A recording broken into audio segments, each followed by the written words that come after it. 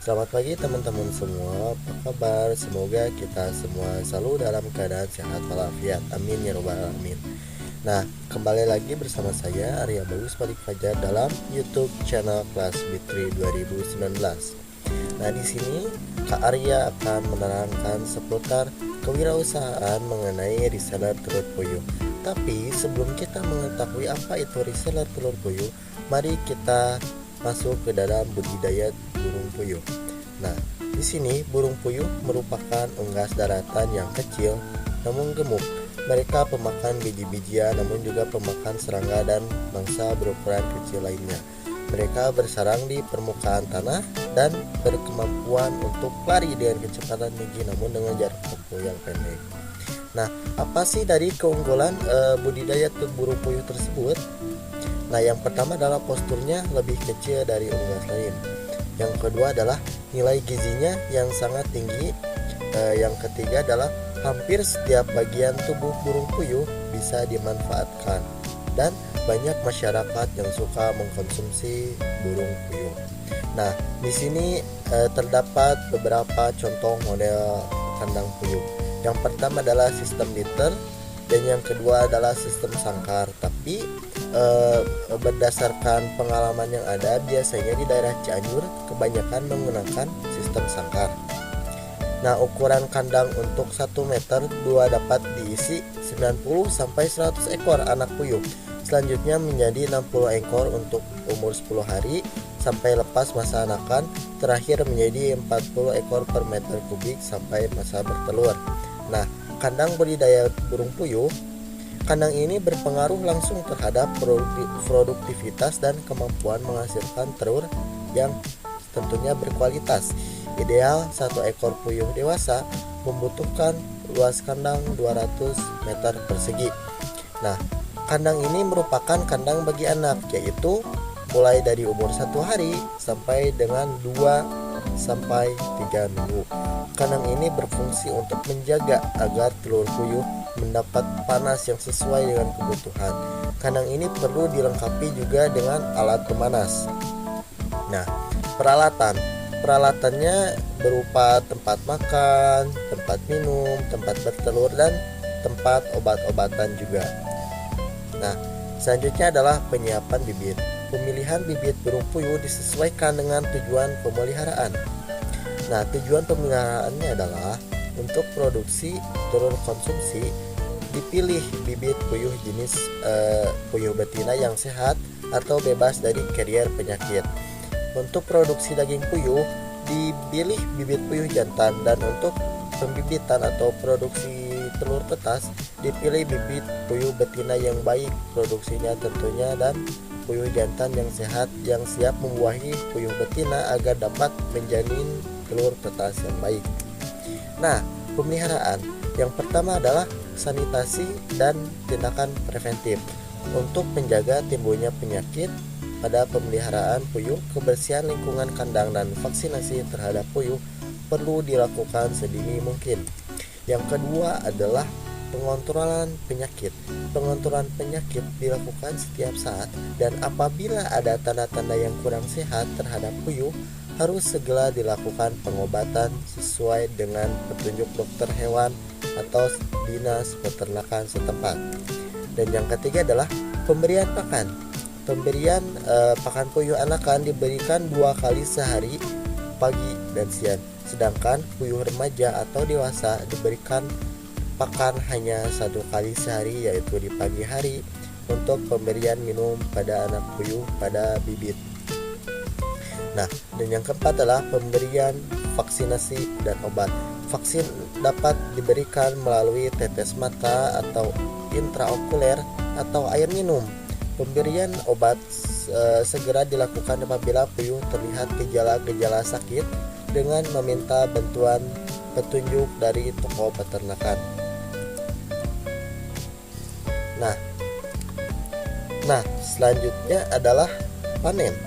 Hasil utama pada usaha pemeliharaan telur puyuh petelur yang menjadi hasil utamanya adalah produksi telurnya yang dipanen setiap hari selama masa produksi berlangsung. Nah, hasil yang kedua adalah merupakan hasil tambahan antara lain merupakan daging afkiran, tinja itu seperti pupuknya yang dari kotoran telur puyuh dan bulu burung puyuh. Nah, selanjutnya adalah pendapatan. Untuk hasil telur 0,5 bulan adalah 195 dikali 1375 dikali 75. Hasilnya adalah 20.080.125. Yang kedua adalah hasil puyuh akhir. 1615 ekor adalah 798 sama dengan 1.288.000. Dan hasil jantan afkir 71 ekor dikali 725.000 rupiah adalah 51.475. Dan hasil jantan afkir 2 bulan terakhir yaitu 214 ekor dikali 725 adalah 155.000. Selanjutnya kita masuk ke dalam model bisnis kanvas yaitu reseller telur puyuh.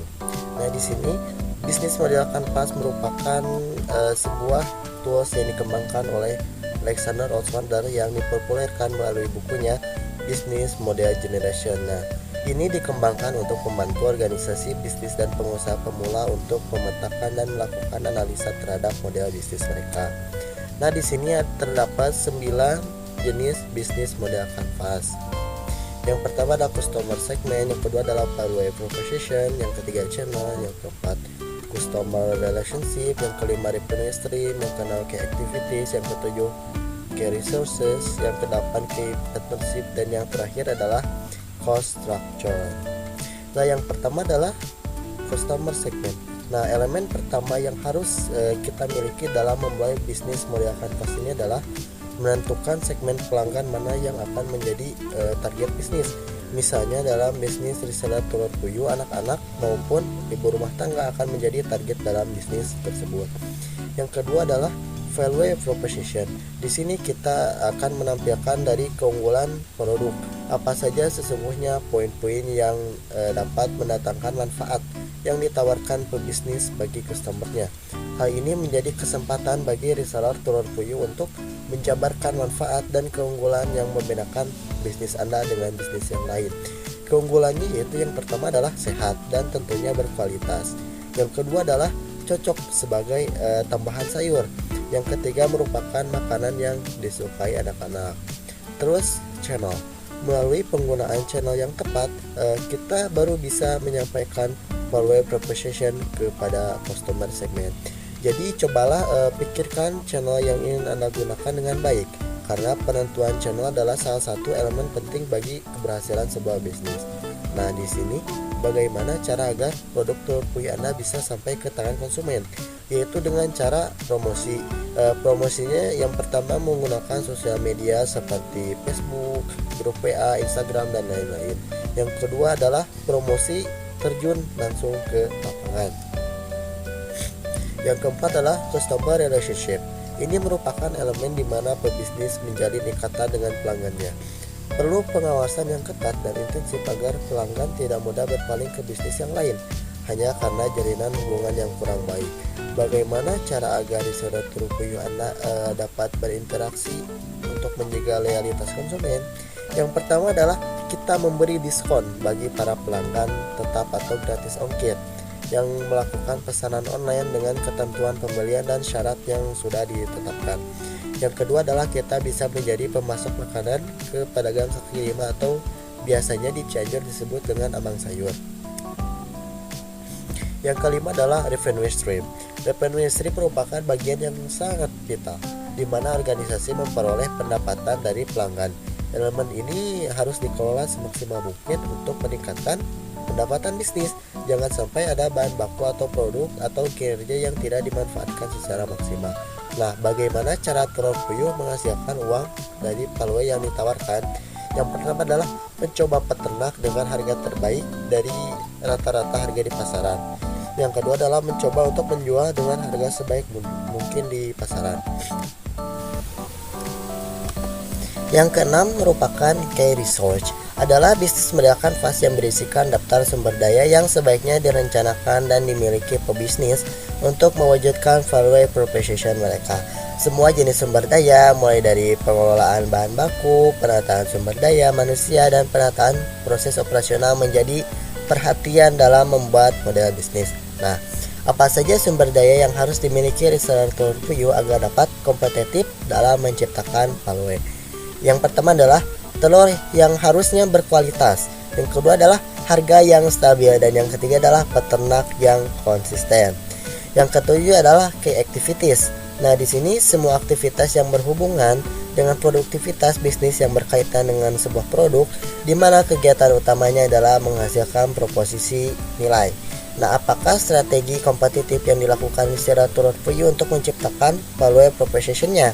Yang satu adalah marketing yang handal, dan yang kedua adalah produk yang berkualitas.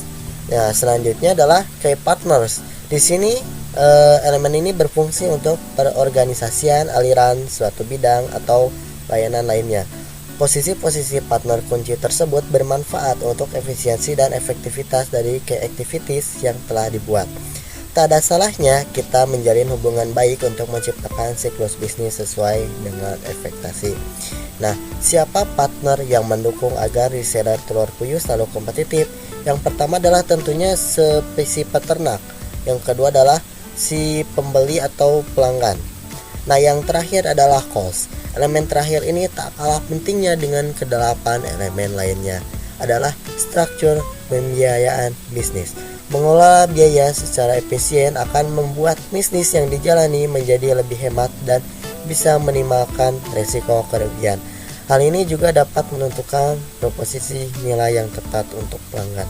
Nah, apa saja faktor-faktor yang membentuk biaya yang harus dikeluarkan? Yang pertama adalah biaya modal, yang kedua adalah biaya packaging telur, dan yang ketiga adalah biaya transportasi. Nah, sebuah materi yang sudah Arya sampaikan semoga dapat menjadi inspirasi maupun dapat menjadi panutan untuk teman-teman semua dalam menjalankan bisnis reseller telur puyuh.